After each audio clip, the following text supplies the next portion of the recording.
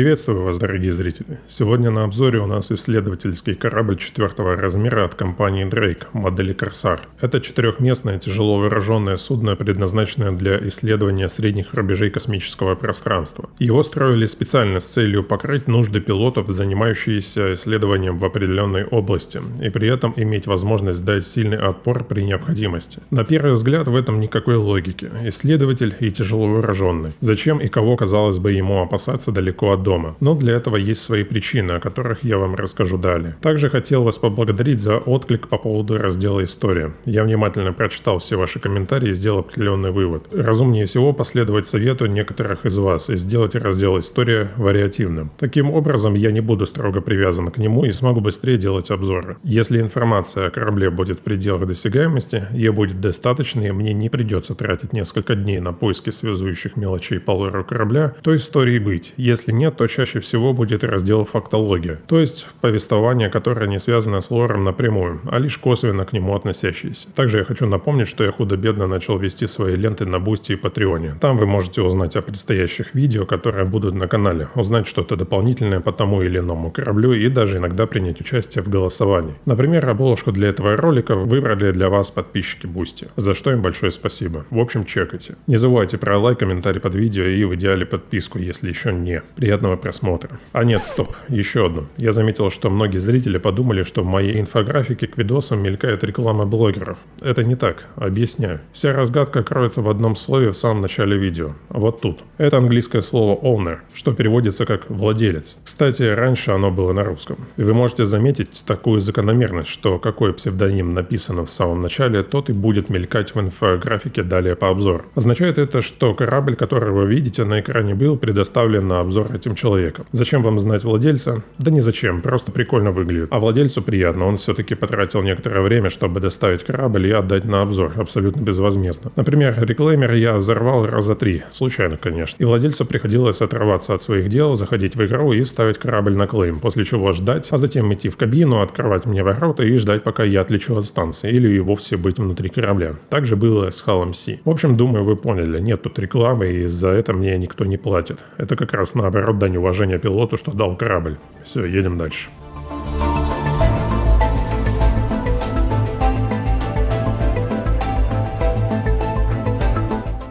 Итак, Drake Corsair. Известно, что проектировался корабль инженерами самой компании Drake и создавался сразу как исследователь. То есть он не был переделкой или рудиментом от какого-то другого корабля. Его создавали специально для этой отрасли. На его борту установлены пусть и не самые мощные и совершенные системы для исследования в виде сканеров, но все же довольно прогрессивные по меркам компании Drake. Помимо этого, он обладает довольно существенной огневой мощью. И такое решение прямиком опирается в его строго отведенную градацию пароля. Сегодня видео с пояснениями, видимо. Так вот, в мире Star Citizen существуют негласные градации кораблей-исследователей, от самого малого до самого большого. Как это выглядит по фактам? Исследователи локальных рубежей, такие как Mustang Beta, C8 Paces, 300i и тому подобное, работают в ближних пределах и, как правило, связаны с другим кораблем-носителем, ибо сами по себе преодолевать прыжковые точки межсистем они не могут. Чаще всего такие корабли используются для более скрупулезной разведки или высадки пеших исследователей местности. Далее идут корабли-исследователи ближних рубежей. Их могут представить такие корабли, как Terrapin и Freelancer Dar. Они ведут разведку на более обширном пространстве, чаще всего могут использоваться для поиска полезных ископаемых в целом на какой-либо планете или в астероидном поясе. После них идут корабли-исследователи средних рубежей. В них как раз и входит наш сегодняшний герой обзора. А также такие корабли, как Aquila от компании RSI или модели 400i и 600i от компании Origin. И исследователи дальних рубежей. Это Карак, 890 и Одиссей от Миск. Концепции подразумевается, что каждый из таких кораблей будет специализироваться на чем-то определенном в рамках исследований. Например, Одиссей заточен под поиск полезных ископаемых по ряду причин. Карак – это корабль поиска прыжковых точек и прокладки маршрута через системы. В такой концепции корабли среднего рубежа исследования должны будут изучать сами планеты и другие крупные объекты уже в найденных системах. Сюда входит и оттиск поверхности, данные по флоре и фауне, количество более мелких объектов и прочее, а также классификация угрозы, исходящей отличие от местных обитателей. Так вот, на момент открытия системы, например, каракам нельзя точно определить, сколько тут потенциально локальных угроз. Да ему и не нужно. Он открыл местность, передал данные по своей сверхмощной антенне связи и улетел дальше. А вот копаться в системах придется таким кораблям, как Аквила и Корсар. И есть немалый риск наткнуться при работе в системе не только на враждебную форму жизни, но и на скрывающихся преступников или пиратские банды, что обосновали свои локальные базы. Именно поэтому у таких кораблей вооружение значительно серьезнее, чем у более крупных, таких как Одиссей или Карак, и более мелких, типа Террапин и Фрилансер. И это все я подводил к тому, почему вот такие корабли, хоть и исследователи, но имеют на борту довольно серьезное вооружение. Потому что именно они будут сталкиваться и выявлять угрозу в открытой системе или на планете. А для этого нужно неплохое вооружение. Ко всему прочему, Корсар имеет асимметричное оперение. Сделано это тоже намеренно. Прежде всего для того, чтобы корабль неплохо чувствовал себя в различной среде и всевозможных атмосферах на небесных телах. Никогда не знаешь, что может встретиться на пути и какая плотность атмосферы будет найдена. Именно поэтому инженерами Drake было сделано такое причудливое симметричное оперение. К этому же относится и маршевая оснастка корабля, но об этом чуть позже. Зарекомендовал себя корабль во вселенной довольно положительно. Компания Drake всегда создавала корабли, следуя потребностям рынка, и Корсар не стал исключением. RSI были слишком дорогими для некоторых исследователей. Кроме того, известно, что корабли от этой компании, пусть и не очень требовательные к обслуживанию, их комплектующие довольно дорогие. А поцарапать корпус ценой в несколько миллионов альфа-веков никому не хочется. Из-за подобных мелочей появился запрос у рынка на более простое исследовательское судно с хорошим вооружением и приемлемыми условиями для обитания экипажа в длительных перелетах.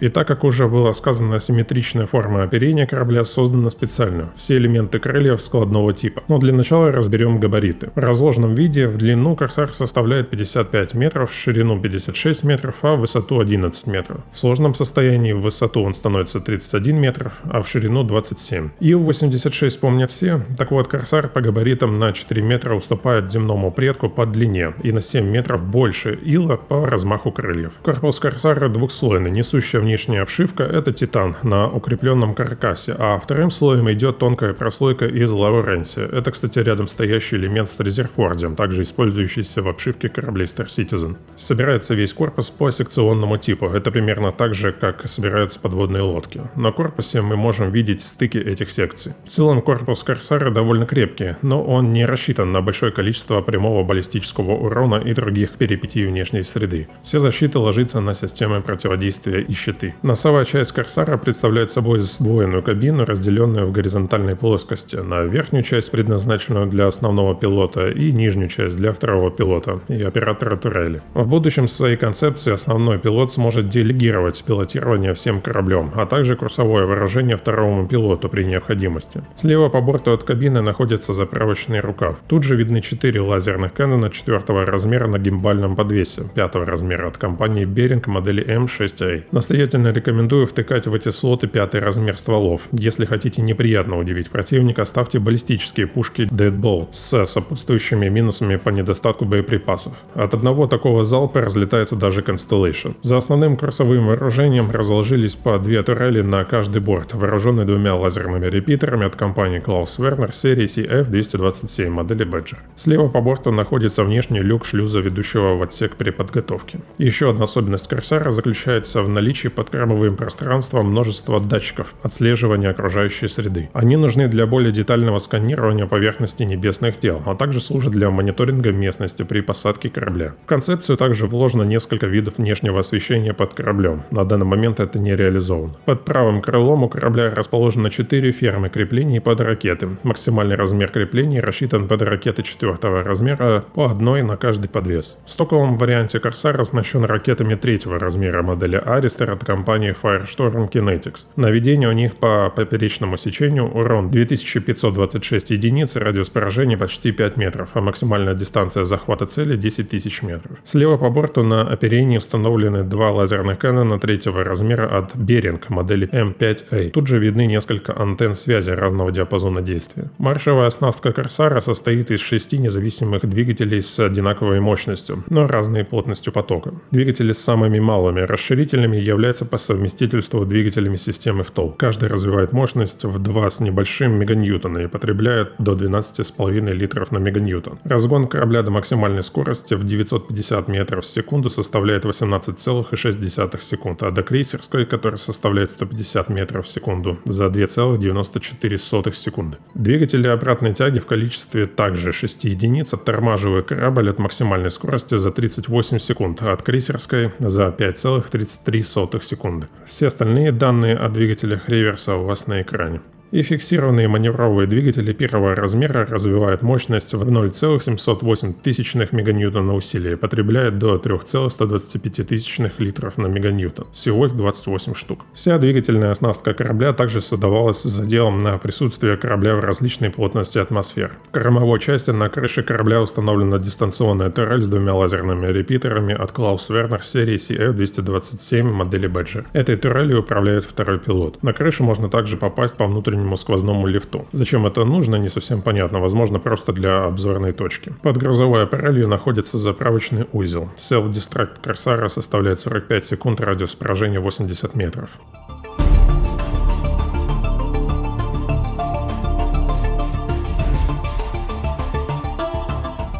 Кабина пилота имеет неплохой обзор, но только в верхней плоскости. Под кораблем ничего не видно. В будущем, как уже упоминалось, мы сможем передавать управление второму пилоту, находящемуся в этот момент в нижней части курсовой кабины. Для основного пилота доступно 2 многофункциональных монитора в прямой видимости и 3 в непрямой видимости, где один монитор вообще валяется на полу справа. Также по центру находится 2D-радар, а над правым монитором расположена стандартная панель индикации предупреждений. При обзоре мостика со стороны мы можем видеть второе кресло второго пилота, или штурмана, как вам угодно, которая при активации уезжает под пол ко второй кабине, ориентированной вниз.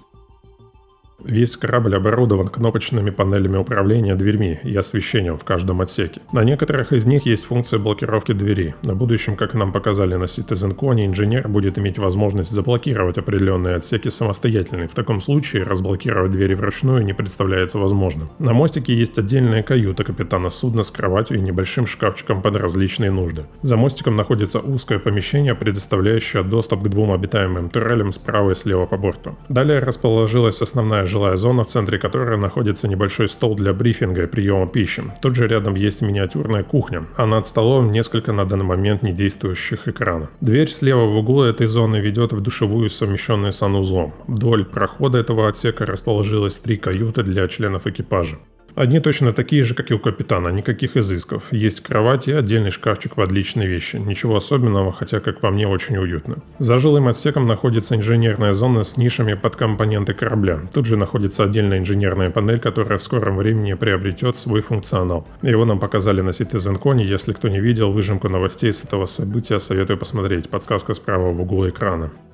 По компонентам. 2 гражданские энергоустановки класса C второго размера от компании Sakura-San модели D-Break. Вырабатывает по 5938 единиц энергии в секунду. 2 гражданских кулера второго размера класса C от компании G-Span модели Froststar EX, способны отвести до 4280 условных единиц тепла в секунду каждый. И гражданский квантовый двигатель второго размера класса C от компании ArcCorp модели Torrent. Разгоняет корабль до 132 833 км в секунду. Расход топлива составляет 11,88 литра на миллион километров. Максимальная дистанция полета составляет 580 миллионов 780 тысяч километров. Непрерывное время полета составляет 7 часов и 24 минуты при объеме квантового бака в 6900 литров. Водородный бак находится рядом с квантовым, и его объем составляет 4 миллиона 691 200 литров. В этом же отсеке мы можем наблюдать и другие узлы, например, отдельную батарею от Juno Starwerk. На момент съемки корабля до CitizenCon было не совсем понятно, зачем нужна будет эта батарея. Теперь все понятно. Поясню для тех, кто не смотрел. Ее роль заключается в добавке недостающей энергии на ограниченное время для решения каких-либо важных задач. Например, нужно будет докачивать энергию для турелей, вооружения или щитов корабля при боевом столкновении. столкновений, при этом не обесточив другие важные узлы. В этот момент будет расходоваться заряд этой батареи. После того, как дополнительная энергия больше не требуется, корабль переходит обратно в сберегающий или стандартный режим, где какие-то узлы будут запитаны от энергоустановки или реактора минимально, так как их функционал больше не требуется в данный момент. Далее в соседнем отсеке справа по борту находится зона при подготовке. Это помещение с шкафчиками под скафандры экипажа и небольшой шлюз, наблюдаемый нами ранее. В кормовой части корабля находится довольно крупный грузовой отсек, вмещающий в себя 72 СУ груза. Сюда также входит различная наземная техника типа Урсы. Тут же видна внутренняя часть механизации поворотных механизмов маршевой системы и остальная часть компонентов корабля, включая один гражданский щит класса С третьего размера от компании Беринг модели 5CA Acura, способный амортизировать до 100 тысяч хп.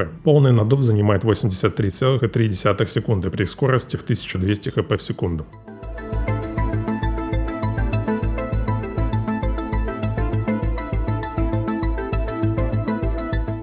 Что можно сказать по итогу? Корсар — это не просто корабль-исследователь средних рубежей, но и довольно серьезное судно по огневой мощи. Но есть нюанс. На сегодняшний день Корсар обладает самым жирным по ХП корпусом по сравнению со своими соразмерными братьями. И при этом ему также воткнули не два щита второго размера, а один третьего. Это означает, что он значительно жирнее своих собратьев, и это также может означать, что его могут понерфить. Не даю стопроцентной гарантии, что это произойдет, но на фоне Валькирии от Envil или того же МСР от Crusader он уж больно сильно отличается. Ближайший к нему по параметрам корабль — это 400-й Ай от Origin. В целом могу сказать, что это отличный корабль. Я однозначно вам его могу рекомендовать, правда, как и всегда, не советую брать за реальную валюту. В игре он стоит всего 3,5 миллиона альфа-УЕК. Это копейки для корабля такого размера, огневой мощи и вместимости. Берите его вторым или третьим своим кораблем после стартового. Однако предостерегаю вас, что с появлением инженерного геймплея в обязательном порядке на нем придется летать как минимум вдвоем, иначе рискуете не вернуться домой при столкновении с противником. Не забывайте про лайк, подписку и комментарий под видео. На этом у меня все. С вами был я, Северная Борода, и обзор исследовательского корабля 4 размера от компании Drake модели Corsair. Всем пока.